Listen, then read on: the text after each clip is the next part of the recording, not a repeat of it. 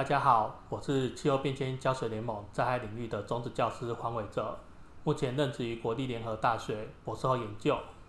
依据世界银行的调查，台湾是灾害最多的区域，所以如何了解灾害对我们所产生的影响，就是风险分析。接下来我们透过影片带大家了解什么是风险，以及如何进行分析。今天很开心跟大家介绍气候变迁浇水联盟灾害领域下面的防洪系统风险分析。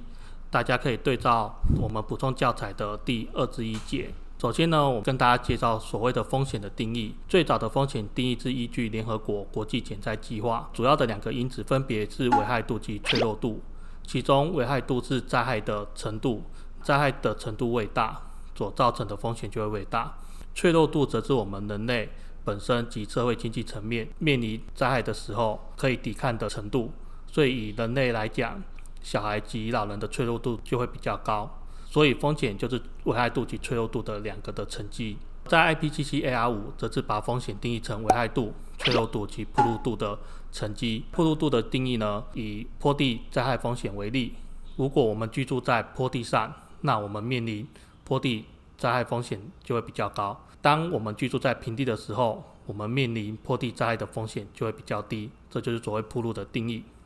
在最新的 AR6 当中所定义的风险又增加了所谓的回应。这个回应呢，是指我们人类面临气候变迁的时候进行的调制策略。这些调制策略很多都是新的方法、新的想法，没办法去确定说，当我们使用这些调制策略的时候，在面临气候变迁的情况下，会使风险变大还是变小。因此呢 ，IPCC AR6 把回应也加入了风险的定义中。完整的风险模板，大家可以参考水资源领域的童庆平老师的数位教材。防洪系统的风险分析，首先的危害度，我们会去做淹水的模拟，我们会评估几个主要的因子。以目前教材为例，简报中危害度包含了淹水深度因子、水流流速因子及水位上升速率因子。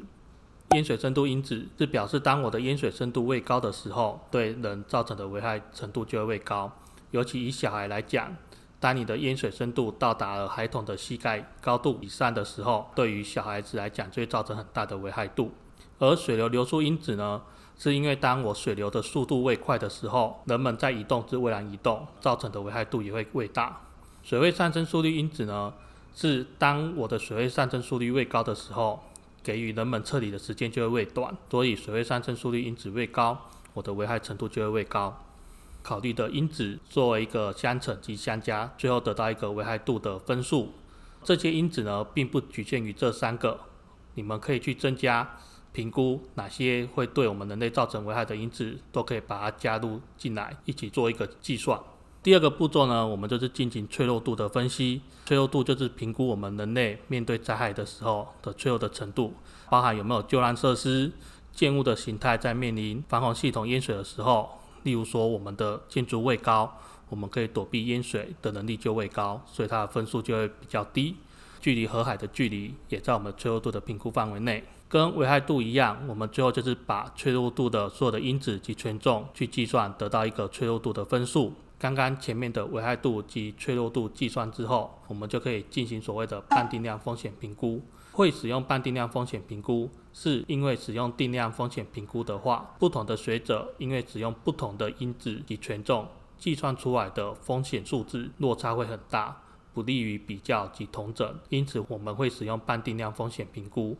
半定量风险评估的做法是将刚刚计算的危害度及脆弱度分为5个等份，分别为 20%、40%、60%、80%及100%，分别置于我们简报中表格的左侧及上面。两者相乘之后，就会获得一个1到25等级的半定量风险评估，其中25分到15分为极高风险，14到10分之高风险，9到5分之中度风险，4分以下则为极度风险。透过这样的半定量风险评估，不同的学者在不同的区域所获得的结果就可以做一个比较及汇整。以上是我们这一次防洪系统风险分析的说明，谢谢大家。